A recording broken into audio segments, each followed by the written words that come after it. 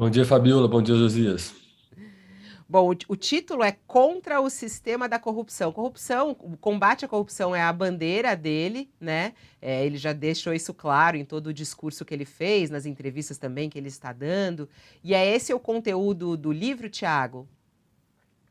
Sim, o ex-juiz Sérgio Moro faz no livro, a primeira metade do livro é quase que praticamente uma revisão dos principais episódios relevantes do período dele como juiz da 13ª Vara em Curitiba, e um relato de como que ele lidou com cada um daqueles assuntos, com os temas que foram pertinentes às ações penais que foram apresentadas, foram levadas, tocadas por ele nesse período, envolvendo corrupção na Petrobras, e é o período que ele ficou mais conhecido, né? Então, o Moro, em alguma medida, é, revê esses fatos, se defende das acusações que envolvem hoje esses episódios, né? Hoje o Moro, hoje o Lava Jato é atacado, e o Moro, inclusive, teve algumas de suas decisões mais importantes revistas pelo STF, sob acusação de parcialidade, mas Moro, no livro, faz, de algum modo, uma defesa desse legado da Lava Jato.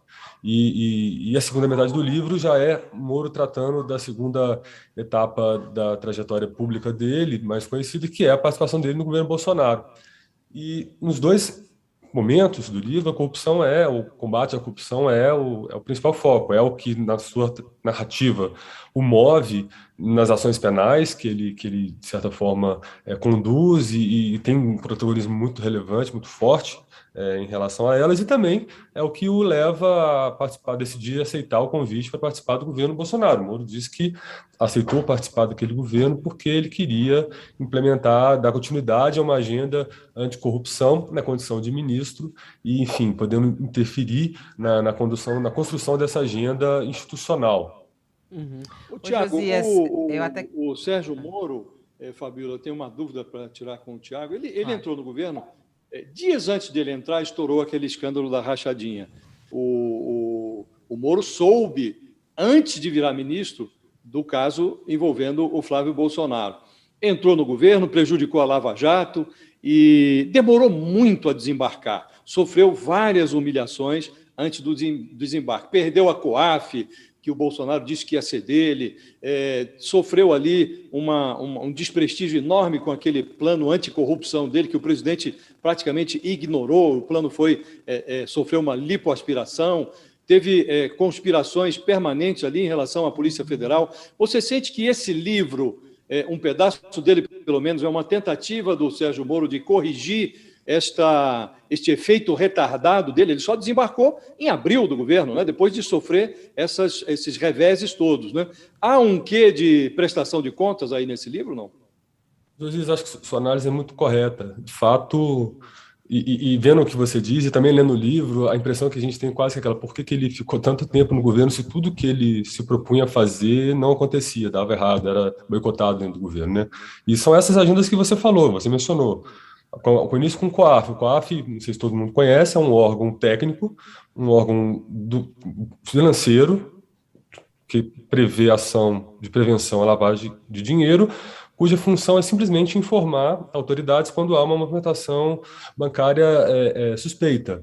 Ele não age em investigação, ele só informa. Então, Moro, quando chega ao governo, leva esse órgão para o Ministério, com a anuência do Bolsonaro, que o autoriza a fazer isso, com o intuito de estruturá-lo, de reforçá-lo. Bolsonaro vai, e o Congresso também atua muito para isso, porque é na reforma administrativa que isso vai ocorrer, e tira isso dele, joga para o Ministério da Economia. Aí chega no Ministério da Economia, o mesmo COAF, ele não pode mais ter o mesmo presidente, que era o nome indicado pelo Sérgio Moro, era o auditor-chefe da Receita em Curitiba, no período da Lava Jato, uma pessoa que Moro confiava e que é obrigado a sair.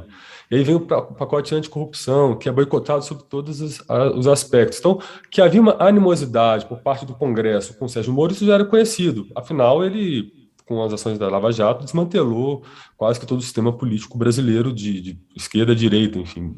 Não falta parlamentar que deteste Sérgio Moro. Agora, o que ele reclama muito é que o Planalto, diante disso, não apoiou. O presidente Bolsonaro não apoiou. Então, e aí vai ocorrer algo que ele aponta como uma razão, mas ele insinua, ele não traz nenhum relato incisivo do presidente dizendo preciso proteger meus filhos.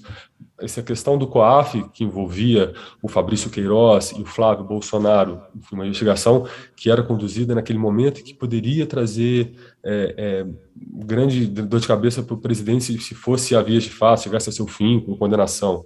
Enfim, ele não vai dizer isso claramente, mas diante desse quadro, Bolsonaro parece mais preocupado em proteger sua família e garantir que essas instituições que deveriam se isentar, estar protegidas de eventual interesse pessoal de um agente público, mesmo que seja o presidente, no caso, o interesse de proteger seus filhos, desculpe, ele vai dizer que Bolsonaro não apoia, e não só o apoia, como o ataca, como passa a fritá-lo publicamente. É curioso isso, o Moro é um cara muito fechado, muito sisudo, até um pouco arrogante na interpretação das pessoas do governo, que achavam que ele queria muito que as coisas fossem só do jeito dele pronto, mas ele traz ele relata muita chateação com o fato de Bolsonaro de certa forma, humilhar os seus subordinados, humilhar aqueles seus colaboradores onde havia uma divergência ao modo dele, não é? Publicamente, em entrevistas com a imprensa. E isso vai acontecer o tempo todo na trajetória do Moro como ministro. Em relação ao Lula, Thiago, o que ele fala de Lava Jato no livro e o que ele fala? Porque ele é pré-candidato, né? A gente já sabe aí, está tentando um lugar no segundo turno contra Lula e Bolsonaro. Não sei o que seria mais fácil para ele, mas seria mais fácil o ataque maior ao Bolsonaro para ele conseguir justamente esses votos do Bolsonaro. Mas em relação ao Lula, há, claro, no livro também as questões relacionadas à corrupção, né? O que ele diz sobre o Lula no livro e sobre a Lava Jato? O Moro, o discurso oficial dele no livro é mais ou menos semelhante ao que ele vinha dizendo desde o início da Lava Jato, desde quando o Lula passou a ser investigado. Que a função dele ali era técnica, que ele só estava dando continuidade a ações penais e investigações realizadas pela Polícia Federal e ações penais propostas pelo Ministério Público. Ele, na condição de juiz, tinha a única função de dar continuidade a isso. Ele diz que esse antagonismo que o Lula puxa ele a todo momento para o debate, né, na disputa política sobre o julgamento, ele diz que foge disso porque o papel dele ali é ser juiz e cumprir a sua função. Mas o que eu acho mais interessante sobre o Lula nesse livro é o que está nas entrelinhas. Você observa na narrativa de Moro um certo não desprezo, mas ele deixa muito claro um grande incômodo com o ex-presidente, com a visão de mundo do presidente. Isso pode ter sido motivado pela forma como Lula tratou as investigações e o tratou como adversário, né? Pode haver aí também nisso uma reação que foi sendo construída ao longo desse tempo. Mas Moro destaca, por exemplo, o comentário de Obama sobre Lula na sua autobiografia. Ele trata com ironia certos discursos do Lula, como, por exemplo, não ter participado do Mensalão, mas deixa muito claro que, para ele, Lula e Bolsonaro são dois políticos é uma mesma moeda com duas faces distintas, uma de esquerda e de direita, atraindo seguidores fanáticos, na visão dele, e por isso políticos que ele entende que teriam sido lenientes com a corrupção. E no caso de Lula é isso, né? Ele vai jogar no colo do Lula a ocorrência do maior escândalo de corrupção da história do país, que de fato a Lava Jato reuniu provas que mostram que isso ocorreu, mas mostram também que o problema não era só o Lula. A questão da corrupção trazida pela Lava Jato era um problema de todo o sistema político brasileiro, financiado por essas empresas que apoiavam de A a Z, e o Moro parece não vê muito dessa forma, pelo menos não descreveu muito dessa forma no livro.